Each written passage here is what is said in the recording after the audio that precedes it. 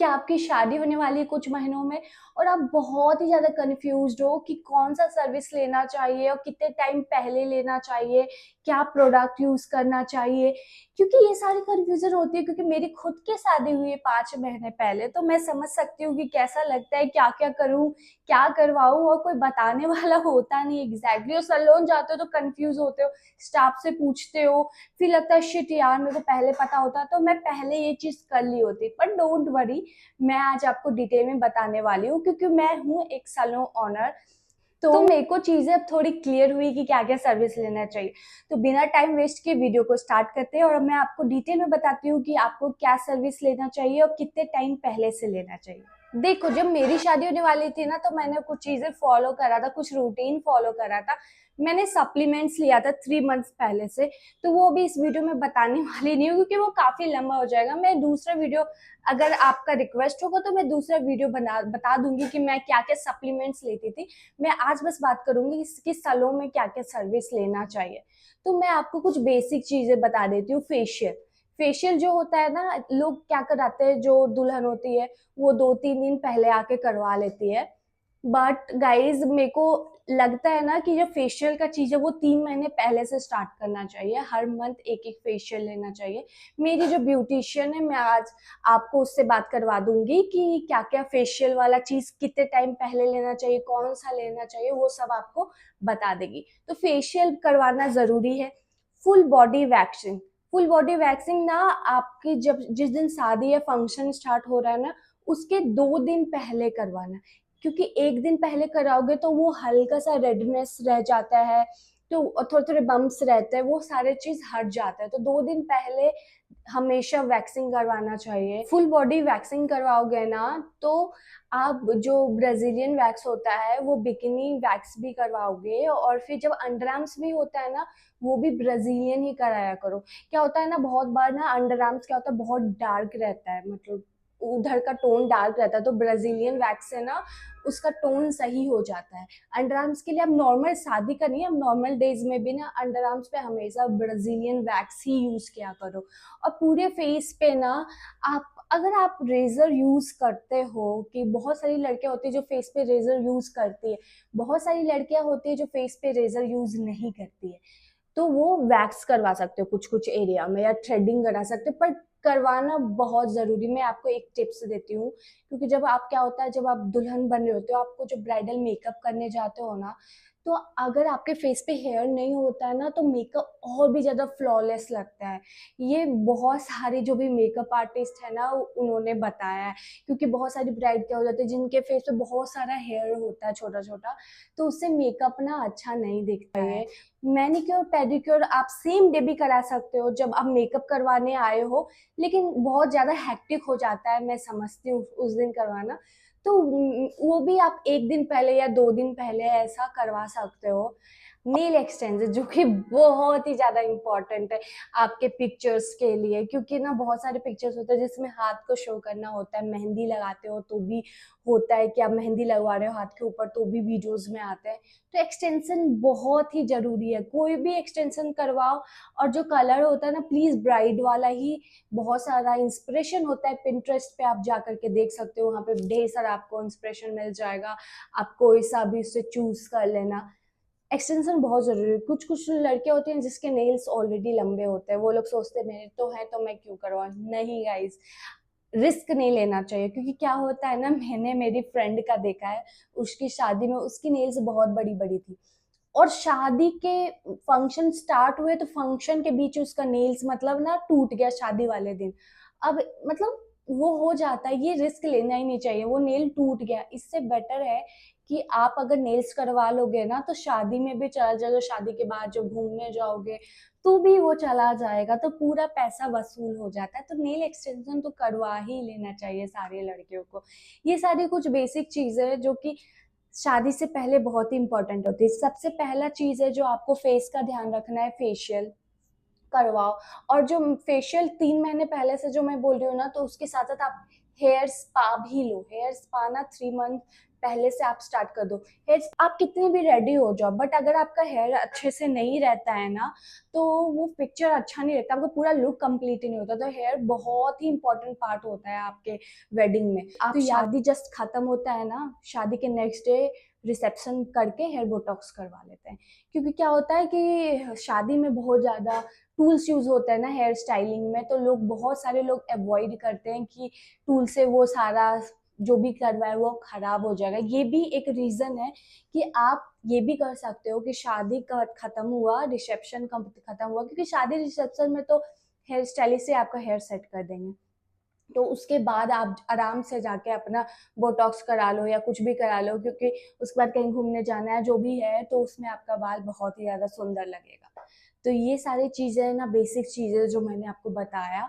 और चलो मैं अभी अपनी जो मेरी ब्यूटिशियन है उसको लेकर के आती हूँ, उससे पूछती हूँ कि फेशियल के बारे में या सब चीज़ों के बारे में, कि क्या क्या चीज़ कैसे कैसे टाइम पे क्या यूज़ करना है। ओके गाइस, तो ये है क्रिया, ये हमारी ब्यूटिशियन है, तो इससे मैं पूछती हूँ फेशियल के बारे में। तो क्रिया, अगर कोई दुल्हन है तो उसे कितने टाइम पहले फेशियल करवाना चाहिए? एक्चुअली ऐसा वो होता है, मतलब स्टेप बाय स्टेप होता है, तो 3 मंथ्स पहले से ही स्टार्ट करना पड़ता है। अच्छा तो अच्छा उससे किया तो थोड़ा रेगुलर ही हो जाता है, अच्छा तो अच्छा मंथली वंस करने में और भी अच्छा रिजल्ट आता है कि हम्म ताकि फिर बाद में जाके वो हम्म शादी से पहले एक बार किया तो हम्म, सडन किया तो उसका फेस में कोई रिएक्शन होने का डर भी होता है। तो हाँ 3 महीना आगे से किया तो उसका फेस को मेंटेन भी हो जाएगा और अच्छा ग्लो भी आएगा और हम्म, स्मूथनेस भी आएगा, सभी आएगा उसमें। अच्छा तो अच्छा 3 मंथ से स्टार्ट करने से अच्छा रहता है।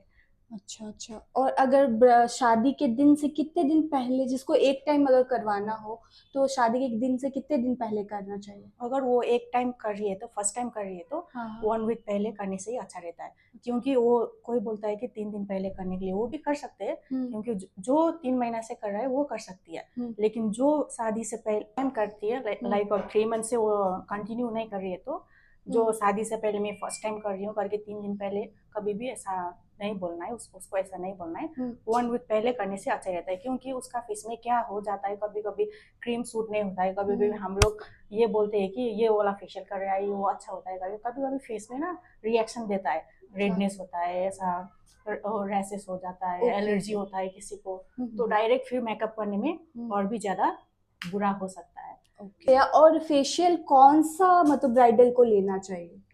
अभी तो मैं O3+ का भी बहुत अच्छा होता है, क्योंकि मैं वो पहले से, अभी मैं 5 इयर्स हो गया हम्म, वही ब्रांड यूज़ करते करते, वो मुझे अच्छा लगता है। अच्छा अच्छा अच्छा वही सजेस्ट करना चाहती हूँ मैं ब्राइडल को, जो जो भी हम्म। ब्राइडल का है वो लोग O3+ भी कर सकता है O3 उसमें। ब्राइडल का अलग आता है ना जी, फेशियल? उसमें बहुत सारा स्टेप होता है, हाँ हाँ जैसे हाँ, कि अभी पिलो मार्क्स वगैरह, ग्लो सभी आने का, अच्छा उसमें अच्छा बहुत अच्छा होता है। ओके। तो O3, और अगर पेडिक्योर मैनिक्योर करा है तो वो तो कितने दिन पहले कर सकते हैं? वो तो 3 दिन पहले भी कर सकता है, वो तो pedicure and okay manicure okay का। ओके ओके, ठीक है।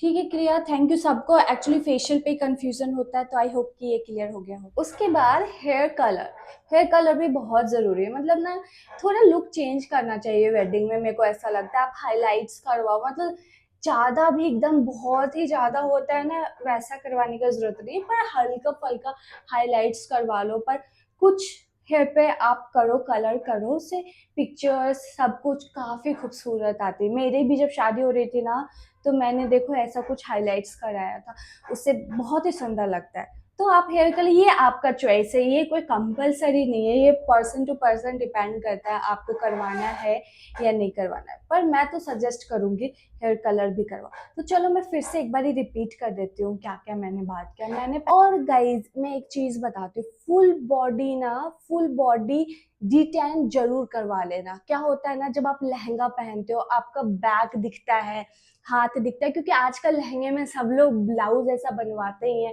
कि बैक दिखता है।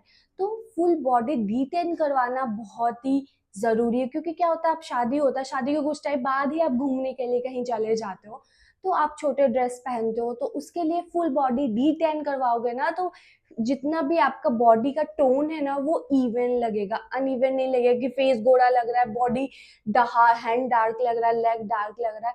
तो फुल बॉडी रिटेन जरूर से जरूर करवाना। आपकी बॉडी में बहुत ही ज्यादा अगर अनइवन टोन है ना, तो आप एक काम कर सकते हो, आप जब डिटेन, फुल बॉडी डिटेन तो करवाओ ही, डिटेन के बाद ना अब फुल बॉडी पॉलिशिंग करवा सकते हो। उससे क्या होगा, डिटेन से मतलब अनइवन टोन जो भी होगा ठीक होगा। पॉलिशिंग करोगे उससे जो भी थोड़ा बचा खुचा होगा वो और भी ज़्यादा बेटर होगा। बॉडी जो भी है वो शाइनी स्मूदर बहुत ही अच्छा होगा।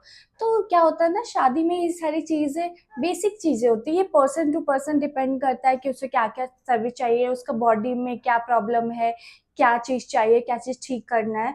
तो वो आप अपने ब्यूटिशियन से बात करोगे। पर ये सारी चीज़ें ना आप बेसिक चीज़ें हैं जो आप करोगे। चलो मैं वापस से रिपीट करती हूँ। पहला जो चीज़ है फेशियल है, जो कि आपको 3 महीने पहले से स्टार्ट कर देना है। पर मंथ आपको 1 फेशियल लेना है, तो उससे अच्छा लॉन्ग टर्म के लिए अच्छा रिजल्ट आएगा। फेशियल, डिटेन आप उस टाइम शादी के टाइम ही करवा सकते हो। बॉडी पॉलिशिंग शादी के वही 2 दिन पहले करा सकते हो। और हेयर स्पा अगर आप, जैसे मैंने बताया, बोटॉक्स उसके बाद लोगे, शादी के बाद लोगे, वही बेस्ट होता है कि आपका अगर कुछ भी यूज़ भी हो रहा है, टूल्स आपके उस पे इतने सारे, आयरनिंग सब कुछ होता है हेयर स्टाइलिंग में, तो वो आपका ख़राब हो जाएगा। तो हमेशा शादी के बाद अगर आप हनीमून प्लान कर रहे हो तो उसके पहले आप बोटॉक्स ले लेना। उससे पहले अगर आपको बोटॉक्स नहीं करना है पर फिर भी आपको हेयर तो हो रहा तो स्मूथ चाहिए, तो उसके लिए आप क्या करना, 2 महीने पहले से स्पा ले लेना। हर मंथ 1 हेयर स्पा लेना है। तो उससे शादी में आपका बाल बहुत ही हेल्दी, बहुत ही शाइनियर, बहुत अच्छा लगेगा, डैमेज नहीं दिखेगा। तो गाइज ये सारी चीज़ें हैं। और फुल बॉडी वैक्स करवाना भी बहुत ज़रूरी है। बिकिनी वैक्स भी करवा लेना। अंडर आर्म्स में भी ब्राज़ीलियन वैक्स ही यूज़ करना, ये करना। फेस पे रेज़र कंपल्सरी, रेज़र करना आपको पसंद नहीं है तो वैक्स करवा लो, थ्रेडिंग करा लो, कुछ भी करा लो, पर फेस पे हेयर नहीं रहना चाहिए क्योंकि मेकअप उससे ख़राब होगा। तो आपका ये भी हो गया। पेडिक्योर मैनिक्योर हो गया।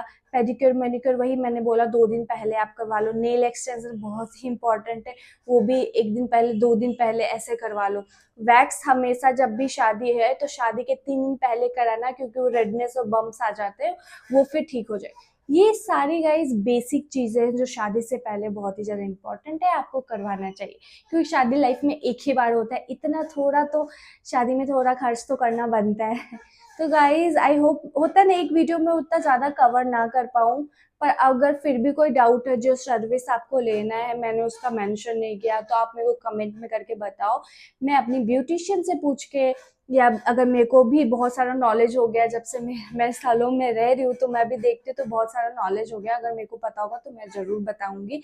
आई होप कि आपको ये वीडियो हेल्पफुल लगा।